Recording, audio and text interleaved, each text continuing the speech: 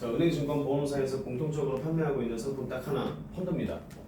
근데 은행이랑 증권사랑 보험사랑 펀드가 뭐가 다르냐? 근데 제일 중요한 건 펀드가 많은 얘기는 들어봤는데 펀드가 아직 뭔지 몰라요.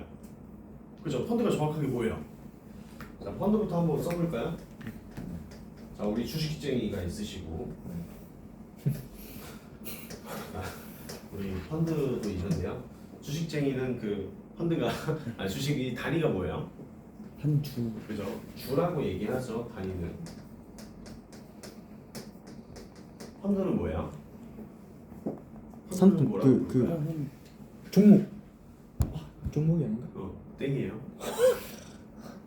펀드는 뭐라고 해요? 그냥 한 펀? 1번 1펀? 좌라고 합니다. 한 주 그리고 한 좌. 그래서 보통 보유 주수와 보유 좌수라고 표현을 하죠. 내가 보유하고 있는 것들이 얼마나 됩니까? 라고 얘기하죠. 그리고 주식은 무슨 투자입니까? 직접 투자. 그죠? 우리 역시 주식쟁이에요. 자, 직접 투자하면서 나 혼자 투자하죠. 네. 자, 펀드는요? 간접 투자요. 간접 투자합니다. 그러면서 뭐래요? 다 공동 투자를 합니다. 어떤 사람들에 의해서 간접 투자가 됩니까?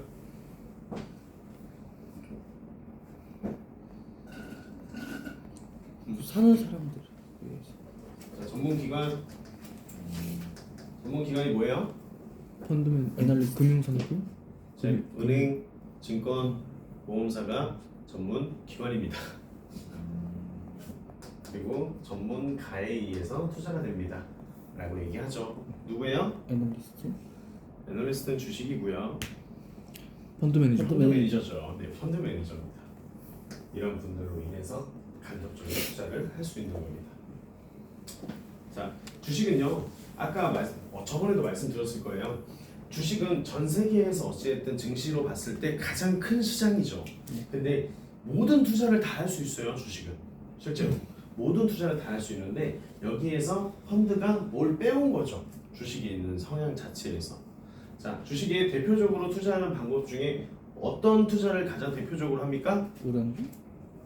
우량주보다 더 큰 종목인데 아까 용준이가 말했던 종목 투자가 가장 대표적입니다. 어디 종목에 투자하실래요? 어디 종목 샀어요? 라고 많이 물어보시죠. 어디 종목은 말 그대로 기업입니다. 기업 하나하나를 세분화시켜서도 투자할 수 있습니다. 근데 펀드는요. 대표적으로 투자하는 방법이 뭡니까? 미국형. 미국형? 흑형? 지수. 자, 펀드는 지수 투자라고 표현을 많이 하죠. 자, 종목 투자는 기업 투자고요. 지수 투자는 나라에 투자하는 겁니다. 자, 대표적으로 우리나라는 대표하는 종합 주가 지수가 뭡니까? 코스피. 그죠? 코스피 지수라고 얘기하죠. 코스피도 있고 코스닥도 있고 뭐 코넥스도 있습니다. 또 비상장도 있고요. 지수가 여러 가지로 나눠져 있습니다. 하지만 펀드의 펀드에 이제 이렇게 들어가 있는 품목은 대부분은 다 코스피입니다. 그리고 증권사에 가면 좀 세분화시켜서 코스닥에다가도 투자를 할 수 있는 펀드 라인업들이 있어요. 근데 어쨌든 대표적인 투자는 코스피 지수다. 근데 여기서 어떤 게 가장 중요하냐면요. 얘는 지수 투자도 다 가능해요. 주식은 지수 투자도 가능하고 종목 투자도 다 가능한데 종목 투자가 대표적이어서 써놓은 거고요. 여기에서 예를 들면 삼성이 지금은 너무 싸니까 조금 비싼 주식이 뭐가 있을까요? 주식쟁이? 지금 비싼가요? 네. SK 하이닉스 같은 거 50만 원. 그 한 주에 정도 싼 50만 것 원? 같고요. 예를 들면 뭐 테슬라예요. 미국 걸로요. 자, 테슬라 한 주에 얼마예요? 그건 알아요. 네? 600만 원. 250 한국으로 풀면 얼마일까요 지금? 250만 원 300만 원 한번 액면분할을 마지막에 한 걸로 제가 알고 있는데 풀면 한 77만 원? 요 정도 할 거예요. 한 주에 지금. 그러니까 테슬라가 어찌됐든 지금은 많이 풀려서 뭐 70만 원, 80만 원 한다고 치지만 과거에는 700만 원까지 올라간 적도 있습니다. 근데 이 700만 원이 됐을 때 난 테슬라가 너무 사고 싶어. 근데 한 주에 700만 원이래. 살 수 있어요, 없어요? 못 사요. 그래서 실질적으로 안전하다라는 거 알고요. 1년 지나고 3년 지나고 5년 지나면 다 오를 거라는 거 알지만 여기다가 투자하는 수 없는 이유는 일단 한 주에 너무 비싸서. 금액이 너무 비쌉니다. 근데 펀드는요. 테슬라가 포함되어 있는 지수는 뭡니까? 미국 미국의 나스닥, 그죠? 나스닥. 나스닥 지수와 또 S&P 500 지수죠. 그래서 미국에도 마찬가지로 지수 투자가 굉장히 많아요. 그래서 미국은 나스닥 지수, 뭐 S&P 500 지수, 뭐 다우존 지수, 뭐 필라델피아 지수, 뭐 이런 것들이 여러 가지 있죠. 그래서 미국뿐만 아니고 우리나라뿐만 아니고 전 세계 어디든 이 지수가 대표하는 지수가 다 있습니다. 중국은 상해 종합 지수라고 하죠. 일본은 니케이 지수라고 합니다. 네. 유럽은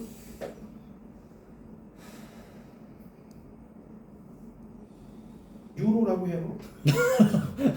저는 유로시. 또 뭐 있어요? 베트남 베트남 VN 지수라고 합니다.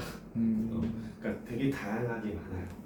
근데 이런 대표하는 지수를 보시면 우리나라도 코스피 지수에 포함되어 있는 코스피 상장 기업들은 무슨 기업이에요? 대기업. 다 대기업이죠. 마찬가지로 다른 나라도 지수에 포함되어 있는 상장되어 있는 지수 기업들은 다 대기업. 대기업입니다.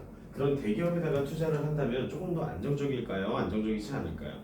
안정적이죠. 되게 안정적이겠죠. 그래서 펀드는 지수 투자가 가능하다, 주식은 종목 투자가 가능하다. 그래서 내가 돈이 조금 부족하더라도 국가에 투자할 수 있는 거고 돈이 좀 부족하더라도 공금 투자이기 때문에 내 돈은 내가 내고 싶은 만큼만 내서 투자가 가능하다라고 하는 게 펀드입니다. 그래서 주식은 이런 얘기를 하죠. 하이 리스크 하이 리턴 이게 이제 주식이라고 얘기하고요. 펀드는 뭐 로우 리스크 로우 리턴이라고 얘기를 합니다. 그래서 처음 투자를 하시는 분들에게는 펀드를 많이 권유해드리고 있습니다. 실제로 왜? 손해가 적어서 리스크가 굉장히 줄고요. 그리고 사람들은 펀드는 이런 투자하는 거에 대해서 대한민국은 아직도 굉장히 많이 무서워. 보수적이고 두려워하고 금융 문맥이 심각합니다. 이해되세요? 네. 그렇기 때문에 아직도 되게 두려워하시는 부분이 되게 많아서 증권사에서 시작했던 게 보험사로 유래됐고요. 또 지금은 은행에서까지 판매를 하고 있는 것들이 펀드입니다. 그러면 여기에서 마지막으로 펀드는 은행에서도 팔고요. 증권사에서도 팔고요. 보험사에서도 팔아. 근데 은행사에서 판매하는 펀드랑 증권사에서 판매하는 펀드랑 비교 한번 해볼게요. 뭐가 다를까요? 저 지수가 다른가?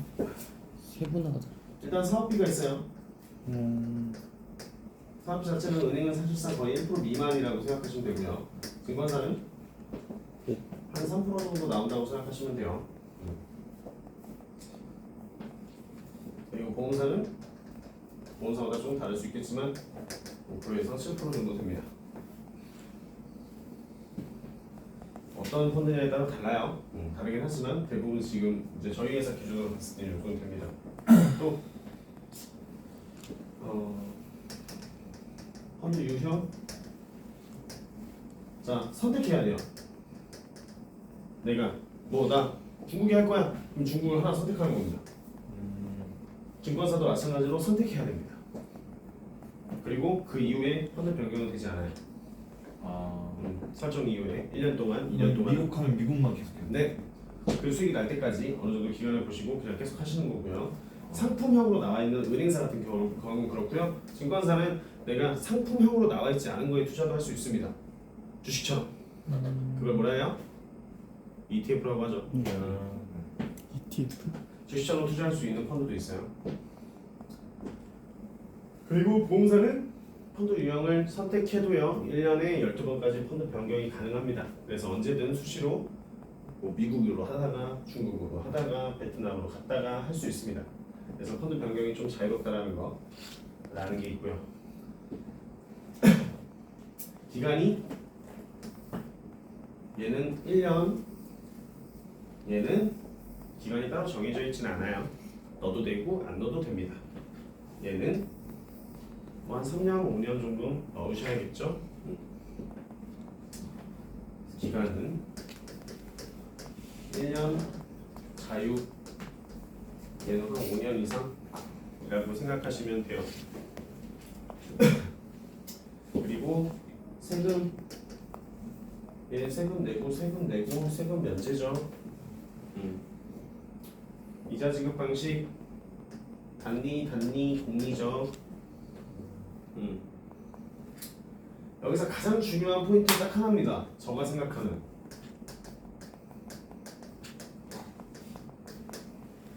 담당자예요. 담당자가 은행과 증권사는 존재하지 않습니다.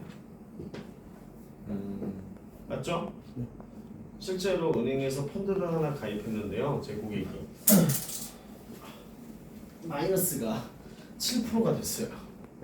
근데 그때 당시에 거기에 은행에 갔을 땐 설명해줬던 분이 이런 얘기를 했대. 근데 증명할 수 있는 게 아무것도 없는 거야. 이 사람의 이름도, 이 사람의 핸드폰 번호도 누군지도 몰라요. 근데 마이너스 7%가 되니까 어때요? 처음 투자한 사람이 두렵고 하면 안 될 것 같고 사기당했고 뭐 하는 거야? 열받아서 KB 금융센터에 전화합니다. 전화해서 이게 맞냐? 뭐 이렇게 내 거 어떡할 거냐? 이렇게 얘기했어요. 책임 있어요? 없어요. 근데 담당자의 부재가 엄청나게 큰 겁니다. 왜 그러냐면요.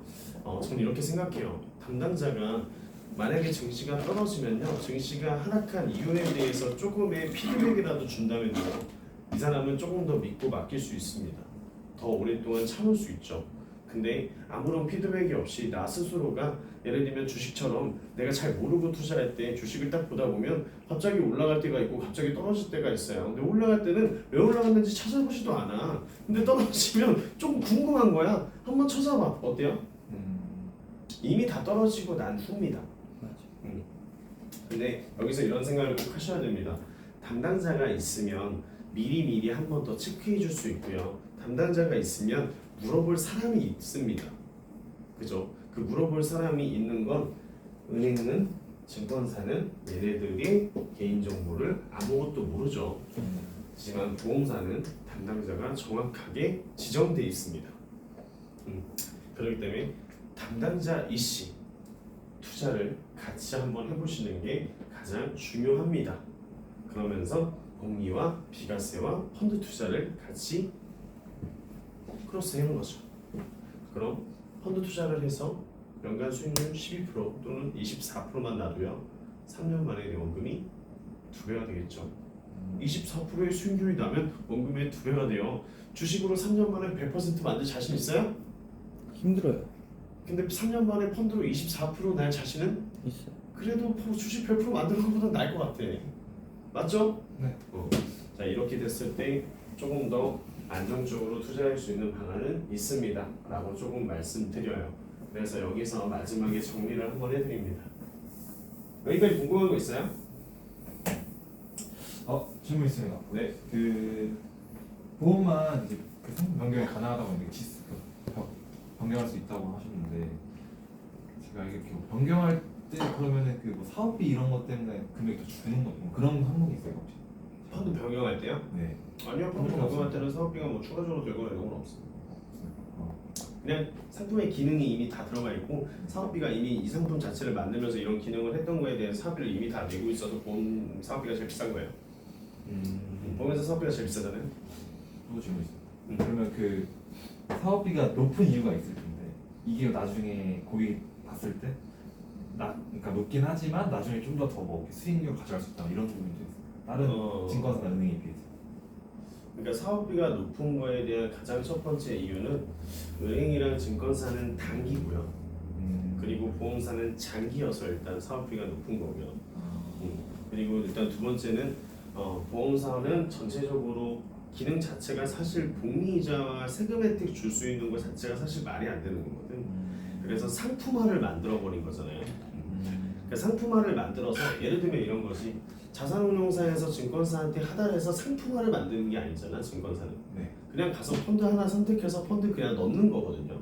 펀드 계좌를 하나 튼 것처럼 마찬가지고, 그리고 은행은 상품화를 만든 거야.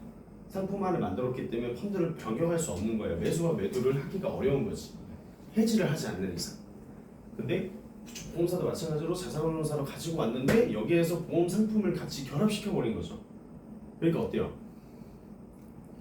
그러니까 상품화를 만들어 버리니까 사업비가 발생할 수밖에 없는 거죠. 그래서 복리의 혜택도 비과세 혜택도 중간에 돈을 뺄 수 있는 유니버셜 기능도 다 탑재가 돼 있죠.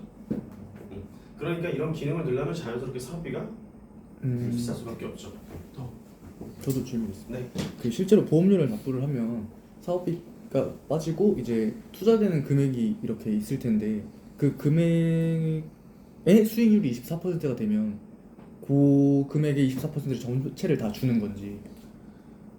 그러니까 24%가 되면 전회차를 다 준다는 게 무슨 말이지? 그러니까 만약에 수익률이 24%가 되면 3년 정도 지났을 때 원금의 2배 정도가 되는 수익률이 보장이 되는 거잖아요. 연간 수익률 기준의 24%. 연간 수익률. 그러면은 만약에 보험료를 10만 원을 납부를 하는 사람이 그런 식으로 수익률이 났을 때 10만 원에 대한 24%가 아니지 않나. 그러니까 10만 원에 대한 이게 아니고 그냥 10만 원씩 계속 쌓여가잖아. 그럼 10만 원씩 계속 쌓여가다 보면 자연스럽게 24% 수익률이 이달에 넣었어, 이달에 넣었는데 돈이 넣으면 이 돈 넣었던 거에서 사업비가 빠지고 나머지는 적립보험료로 가게 돼 있어요. 네. 이 적립보험료의 누계가 되는 거야. 그게 전체 다. 그래서 이 주적이 돼서 복리이자 몇 %로 계속 수익이 나는 거죠. 근데 눈에 안 보이는 건 이제 사업비가 빠지고 초반에는 안 보이는 게 그런 이유 때문인 거죠. 뭐 초반에는 안 보이는 거는 사실상 뭐가 안 보인다는 건지 잘 모르겠네. 코스트 에버리지 효과가 나기 전에 이거 뭐라고 물어봐야 되지? 좀 저 정리를 해서 정확하게 물어보겠습니다. 네. 네, 지금 정리가 안 됐어. 무슨 얘기인지 대략 알 것 같은데, 그러니까 종신보험이랑 저축보험이랑은 좀 달라요. 네. 투자를 하시는 방향도 종신보험은 위험사업비라는 부분이 같이 포함이 되기 때문에 처음부터 해지환급이 없습니다. 근데 저축은 처음부터 해지환급이 있어요. 위험보험료라는 부분을 공제하지 않기 때문이고요. 사업비라는 부분 자체도 종신보험보다는 현저하게 낮기 때문이다. 그렇기 때문에 이 해지환급 자체가 처음부터 있는 게 저축보험이고요. 그리고 종신보험은 2년이 지나도 환급금이 10% 20%밖에 안 돼요. 많이 되고 뭐 30, 40% 되는 것도 있죠. 자, 요 정도예요. 이해되시죠? 네. 자, 잠깐 끌게요.